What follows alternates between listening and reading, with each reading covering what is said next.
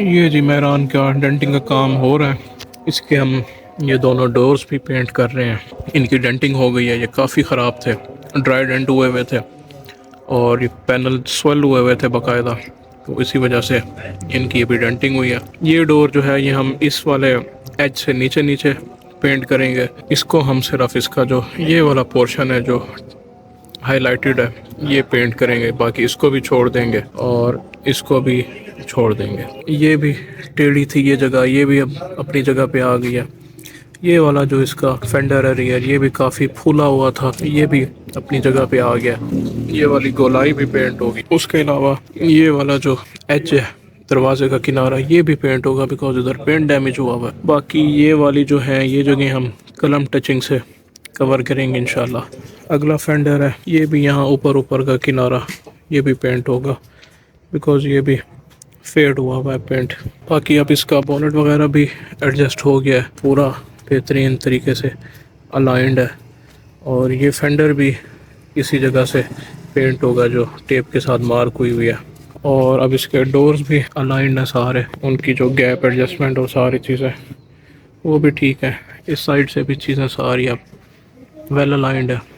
Trunk पे आए तो इसका जो ये डेंट था इस जगह निकल गया है और इसकी जो रियर की स्क्रीन है वो भी रिमूव हो गई है और यहाँ इसके जो डैमेज था वो भी करेक्ट हो गया और इस जगह पे भी। और ये जो नीचे का इसका जो ये भी टेढ़ा मेढ़ा सा था, ये भी अब सीधा हो गया।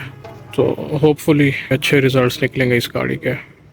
ये जी मेहरान का जो पेंट वर्क है वो स्टार्ट हो गया। इस पर प्रोटीन वगैरह अप्लाई होकर ड्राई हो रही है, फिर इसकी सैंडिंग होगी। बाकी डेंटिंग का काम कंप्लीट हो गया था, ट्रंक भी सारा, और ये इस साइड का भी फेंडर और ये व्हील आर्च।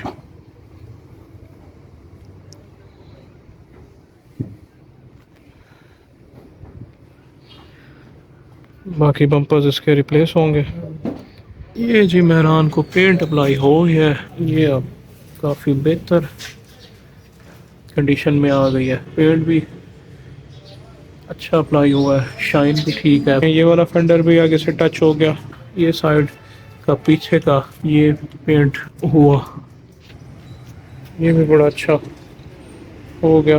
ट्रंक भी पेंट हो गया सारा।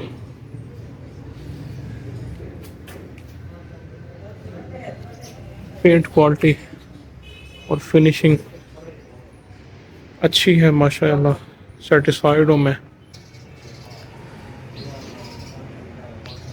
ये जी मेहरान पेंटर से होके वापस आ गए और प्रोजेक्ट कंटिन्यू कर रहे हैं हम। इंटीरियर इसका खोलने लगा हूँ, सीट्स रिमूव कर ली है, रेक्सीन रिमूव की है। तो नीचे कारपेट जो है इसको बिल्कुल डैम्प है, गीला है, लगता है ऐसे कि नीचे गाड़ी में पानी आया है, बट किसी ने तवज्जो नहीं दी। और रेक्सीन का सबसे बड़ा यही नुकसान है, पानी आ जाए तो नीचे कारपेट गीला रह जाता है और ऊपर से चीजें खुश्क नजर आती हैं। तो इसी वजह से गाड़ी में स्मेल भी थी, गाड़ी रस्ट भी पकड़ जाती अगर ये लंबे अरसे तक रह जाता। बट अब हम इंशाल्लाह इसको निकाल के अच्छी तरह वॉश करके ड्राई करके सारा कुछ इंशाल्लाह इसका डैशबोर्ड भी रिमूव करेंगे और इसके डोर कार्ड्स भी रिमूव होकर डोर्स भी अंदर से डिटेल होंगे बड़े अच्छे से। तो इंशाल्लाह बड़ा अच्छा इसका लुक आ जाएगा।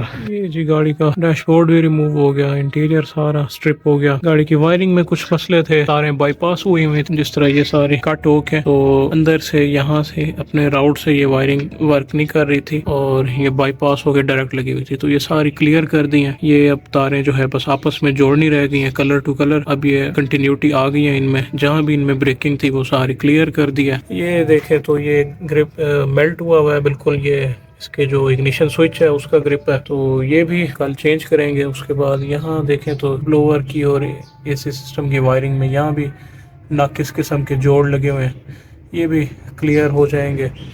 तो इसके सारी वायरिंग नीचे से क्लियर हो जाएगी इंशाल्लाह। फिर इसका एसी सिस्टम भी रिमूव करेंगे, इसका इवेपोरेटर और ब्लोअर बॉक्स और सारा कुछ, और ये पूरा अंदर वॉश होगा सारा। ये एक्स्ट्रा तारें जा रही हैं सेंट्रल लॉकिंग की, कभी इस गाड़ी में लगी होगी, तो ये भी अभी सारी क्लियर करनी है। इसके चारों डोर कार्ड्स में खोलूँगा तो फिर ये भी जो उस डोर में भी आप देख रहे हैं जा रही है वायरिंग, ये सब भी क्लियर हो जाएगी इंशाल्लाह। तो आहिस्ता आहिस्ता चीज़ें बेहतर होती जाएंगी इंशाल्लाह। इस गाड़ी में स्टॉक हो जाएगी ये गाड़ी बिल्कुल परफेक्ट कंडीशन में। एवेपोरेटर सारा सर्विस भी हो जाएगा एसी सिस्टम, और रीपैक भी हो जाएगा। इसकी डक्ट्स वगैरह सारी सेट हो जाएंगी, फोमिंग होगी दोबारा प्रॉपर जी। अभी बस तो गाड़ी में वायरिंग का काम चल रहा है। इग्निशन स्विच का ये जो ग्रिप मेल्ट हुआ था ये चेंज हो गया है, और उसके अलावा यहाँ से जो वायर सारी कटी हुई थी, डायरेक्ट हुई थी, वो सारी अपनी जगह में आ गई हैं। हीट श्रिंक हो गई हैं, हीट ट्रैप जिसे बोलते हैं, प्रॉपर बिल्कुल ठीक है। कंटिन्यूटी पूरी है, कोई तार नंगी नहीं है।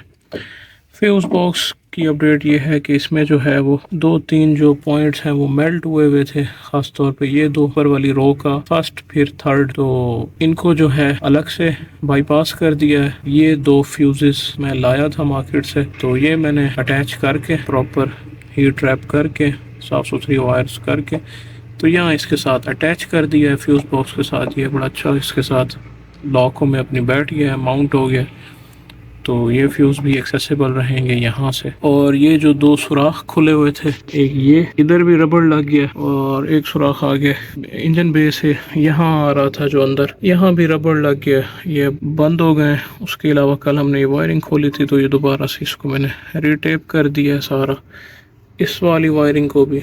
और ये जो है इसके ब्लोअर की वायर्स ये नंगी हुई थी, ये भी हीट ट्रैप कर दिया, और ये वाली भी मोटर की भी, और ये इसके रजिस्टर की भी।